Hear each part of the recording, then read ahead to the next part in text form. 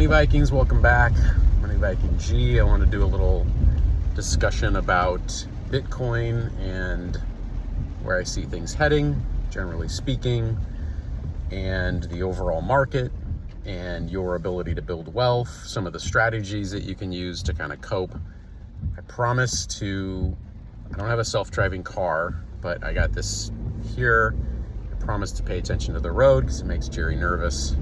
I don't want to cause any problems. So, bottom line is this, for Bitcoin, it is just such a strange time, right? Because one of the things that I think about is, a few months ago, it hit an all-time high of about 108,000, 109,000. And we didn't have any of the great news that we've received over the last several months, specifically for Bitcoin and crypto in general, and the price basically has just gone down. That to me is actually a good thing in some funny way, because it's given a lot more people time to stack sats and to accumulate more Bitcoin at good prices. It's not far-fetched to believe that Bitcoin should be more around like 250,000 all the way up to 500,000 right now per coin. That's not a stretch of the imagination given what's going on. And I'll explain why. Number one, the federal government now has a Bitcoin strategic reserve. Yes, it isn't everything that people want right away. But the I don't know what it is. The desire or the desire for instant gratification in today's world is absolutely mind-boggling to me. And I don't know if it's because I'm like an old Gen Xer now or something, and it's just like the way I think, and I sound like some old guy that's like, you have to wait, for things to happen. Things take time.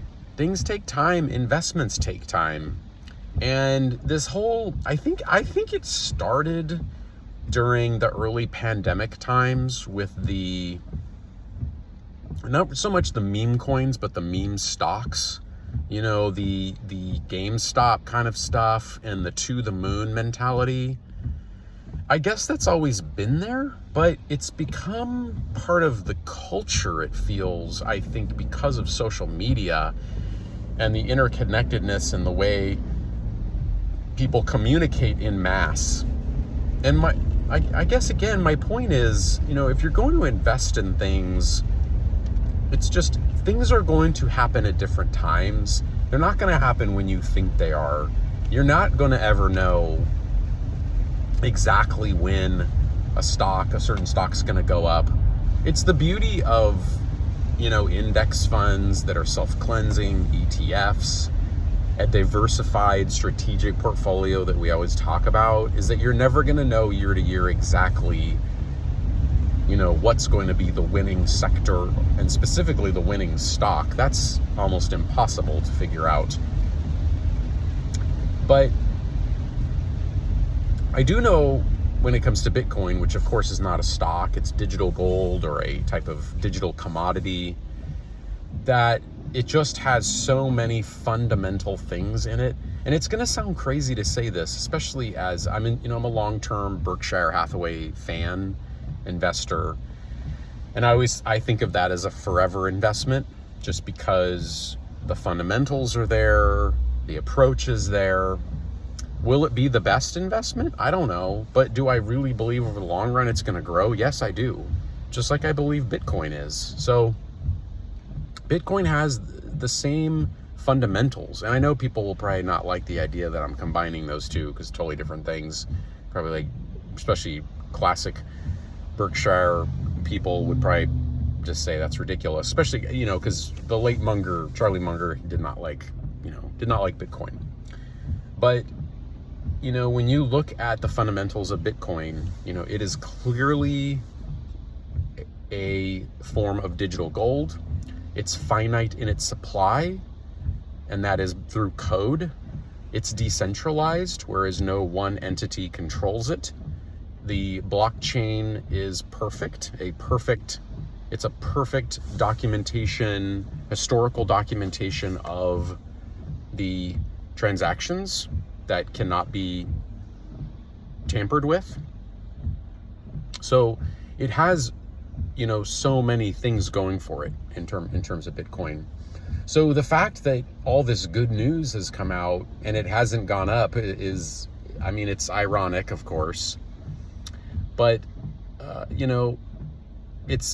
I do believe it's going to, and what my understanding when you study Bitcoin, so when it does go up a lot, it goes up quickly and in a short amount of time. So that is really the case for just whatever you have, hold on to it. And really, again, things like Bitcoin, it shouldn't be the money that's needed for the groceries every week. It shouldn't be the money that's needed for the mortgage or the rent every week. It should be a long-term buy and hold strategy. And, in my mind, when I think of it, it's one of those things where as that investment goes up and beats inflation and beats fiat currency depreciation and erosion, that it can be used in the future to pay for big things, maybe like a college education or a house, something like that, or a car. In fact, I used Bitcoin earlier on to buy a car at one point. So it's kind of the way I think about it. So tomorrow we're going to have information on the consumer price we're going to have information on inflation data. Remember, inflation is always with us. And even though the numbers have come down considerably from the COVID era, where it was running hot at, 10, 12, probably more percent, depending on the category of goods and services, it still runs. And so, probably going to come in more around 2.9%, something like that, which will probably be seen as it'll be seen as neutral news, neither up nor down for the stock market. If it runs really hot, that's going to be a problem. If it goes under, that's probably bullish in a way. But the thing to remember, and it's the whole thing about Bitcoin, is that inflation is just ever present. Excuse me. And it's always eroding your purchasing power. So hopefully we're getting raises every year at work. Not everybody does, because if not, then we're certainly losing ground every year. So just a couple thoughts, wanted to pass those on. Read about Senator Lummis. Senator Lummis, very interesting. Read about the states that are developing Bitcoin strategic reserves and how far along they are. I believe Texas is quite far along. And the minute that something like that passes, I think that's going to be some more big news. But who knows? Bitcoin will probably drop, given good news, which I find just so ironic in many ways.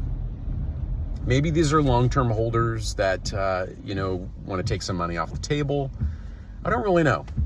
I don't know. But it is what it is. So anyway, with that, thanks for watching. See you on the next one. Bye.